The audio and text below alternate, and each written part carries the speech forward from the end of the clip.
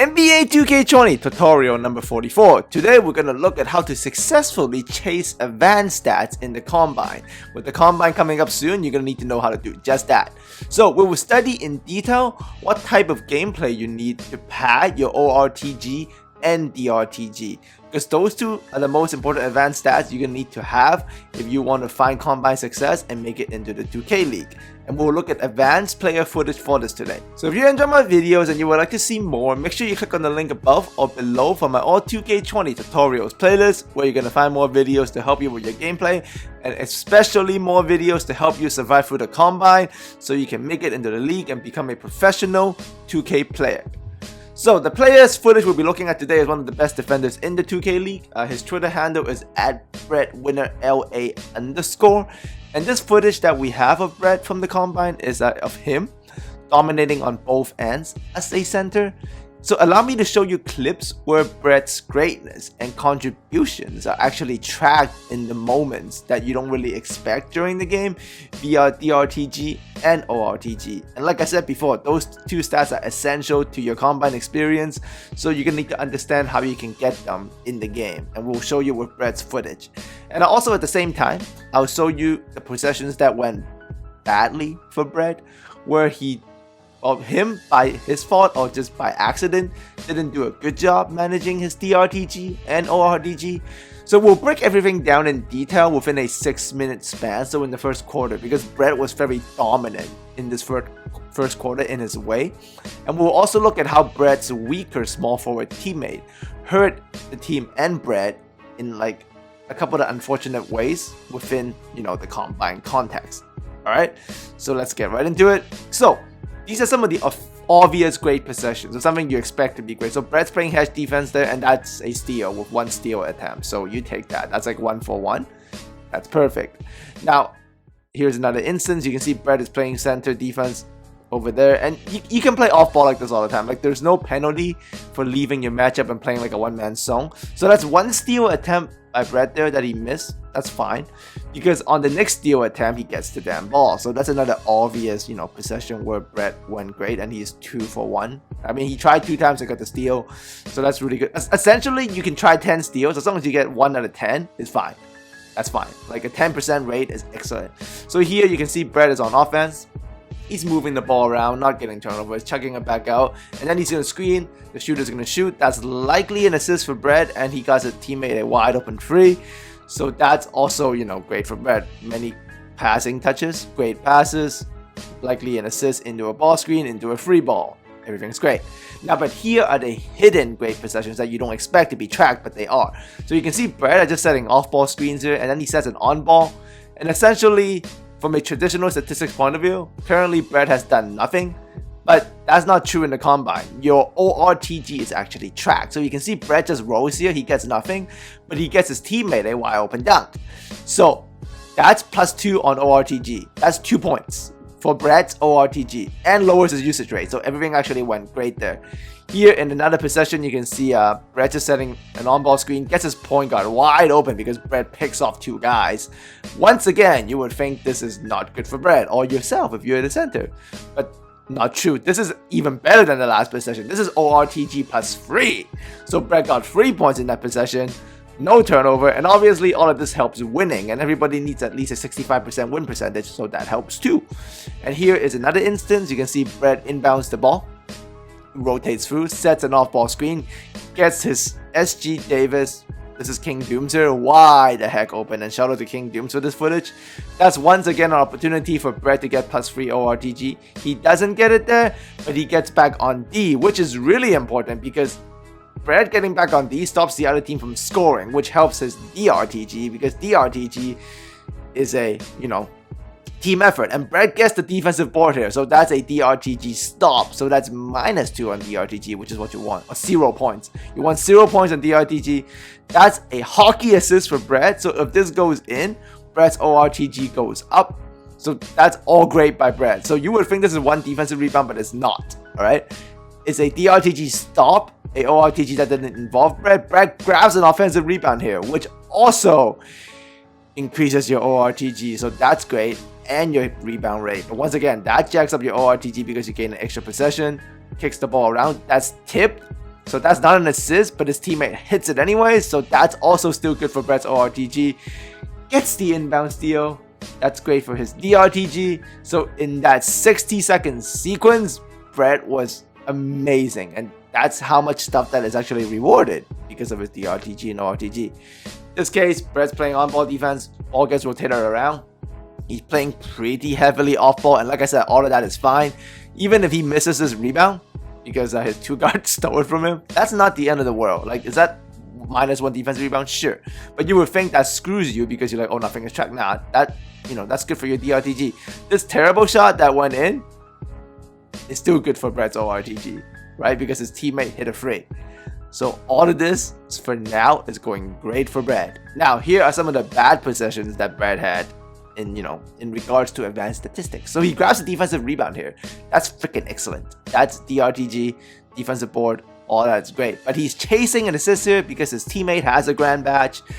That's not a bad idea because Brett's trying to get this assist. But assist doesn't matter because if your teammates hit, you get ORTG go up. But if you throw a leak out pass like this and gives you a turnover, that increases your usage rate and decreases your ORTG. So that is all bad. Turnovers are terrible. So don't chase or assist and get a turnover. Here, with 1.1 second left, his sharp kicked him the ball with 1.1. Like, Brett should not have shot this. Like, this likely is not going to go in. Even if it goes in, it's not that great because the chance of it not going in is way too high. But if he holds onto this, it's a turnover. So if your teammate sets you up like this, just swing it to somebody else. Like, that's what you're gonna do. Actually, don't shoot it. If you don't shoot it, it's not a turnover. I know that sounds terrible, but if this ever happens to you and it's 1.1 seconds left and you're leading by 6, you can't take a 2-point miss here. Because if these add up. If you do this for 40 games, that's 40 extra misses. Like, 40 extra misses suck. Like, it's gonna lower your OR. That's 40 possessions, so it's gonna lower your ORTG like crazy. It's gonna increase your usage rate like crazy.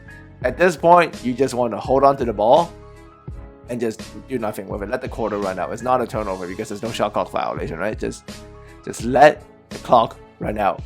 Don't take this. If you have to take this shot to win the game, then obviously take it. But if you're already winning the quarter and likely winning the game, don't take this shot under any circumstances. And you actually have to like swing it back to a teammate to set them up to fail because, if they don't shoot it either, you don't want to force a bad pass to get a turnover, but don't shoot it. Like, you cannot shoot this. I have to get this to you guys' head because if you shoot this, lowers your ORTG, increases your usage rate, lowers your EFG, lowers your shooting percentage unless you hit it. But this shot, you're not likely going to hit more than 70% of them. Like, you have to take a shot where you're likely going to make 70% of them because to make it into the advanced stat line, you need like 70% true shooting and EFG at least. So you cannot take shots where you are not likely going to hit them 70% of the time. If you take them and you miss, it's bad. And Brett misses this here. So that's usage rate increase, ORTG decrease, and all that bad stuff. Now, the small forward on Doom and Brett's team is a weaker player. So right now we're going to study the times when a worser player is hurting just himself and when are the times he's actually hurting you too. So in this instance, the small forward is playing terrible defensively. That's our guy there.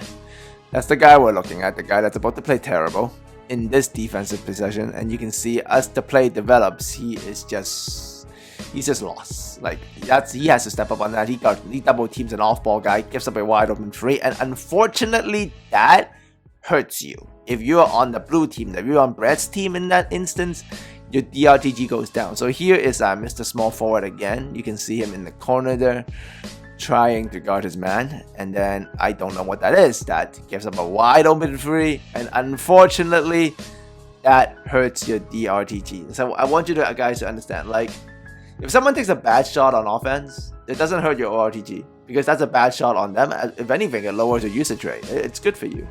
Obviously, in the grand scheme of things, if you're losing the game because someone's taking a lot of bad shots, that's bad for you. But if you're about to win that game anyway, let your teammates take bad shots. I mean, if he's going to take bad shots, let him. It's fine. But what you can never let go... Sorry. What you can never... Like, like stop stepping on the gas, is defensive end. Because if your teammates leak points at defensive end, it does reflect your DRTG poorly. Some possessions not. If your teammate is completely isolated and he gives up a throw-by layup, that might not hurt you. But DRTG is very team-oriented. So as long as you're giving up points in some way or some form, like your team is, it's gonna screw you. So you have to play very... Like on offense, if you're winning, you don't have to try so hard. If someone wants to chuck up 40 shots, let them if you're gonna win.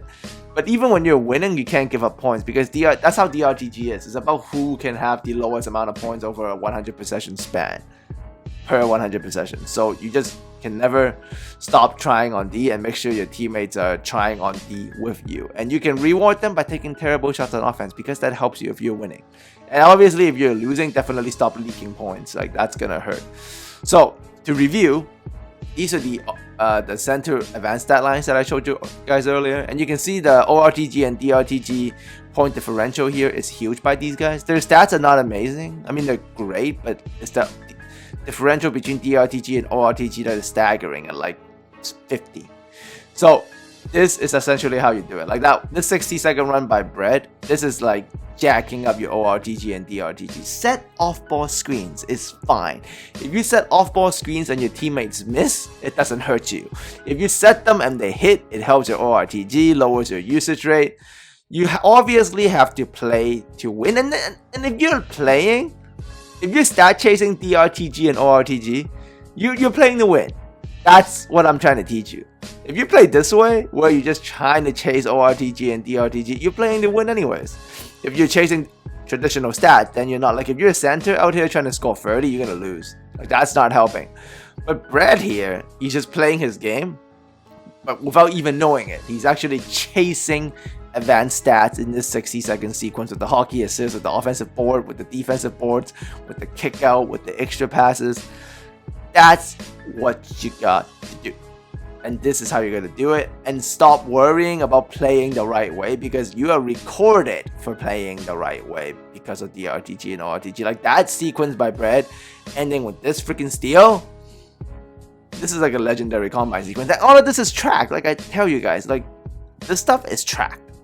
Just you didn't realize it is, you didn't know it is, but I'm telling you now, it's tracked, all right? And I know. So that's the information I want to get through to you guys for you to know. That's the footage I wanted you to see. As the combine happens, I will do more and more of these footage review. It's very hard to find combine footage online. I was lucky that I found this one.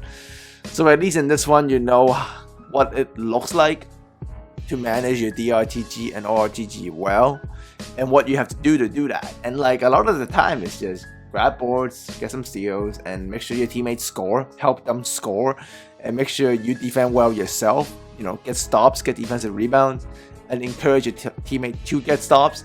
That's the biggest power, because you have to get stops as a team, but ORTG is an individual thing, so even when your teammates mess up, it doesn't hurt yours. But on defense, anybody messing up hurts each other, because it's a team aspect with DRTG. Alright? So focus on all those things. Remember what Brad did in that 6-minute run, because honestly, outside of the bad shot that he was set up to take that you will never take, because you can never take that shot. If he avoids that, he has a legendary quarter. He actually had a legendary quarter. So by metrics and, you know, by the eye test, that's the kind of quarter you need if you want to make it in as a center into the 2K League via the combine with the correct combine stat line. That's what you got to do, okay? That sequence there, that 6-minute run by Brad, all of the right things he did, those are perfect. So try to repeat those. That's the standard. That's what you got to do. And they are recorded, so don't worry. And Brad is a all 2K League defender, so you know what he's doing. And he made it into the 2K League via the combine, so he knows how to play.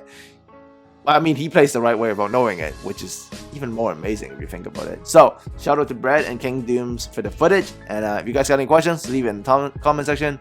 As always, thanks for coming by, and I'll speak to you guys again very soon.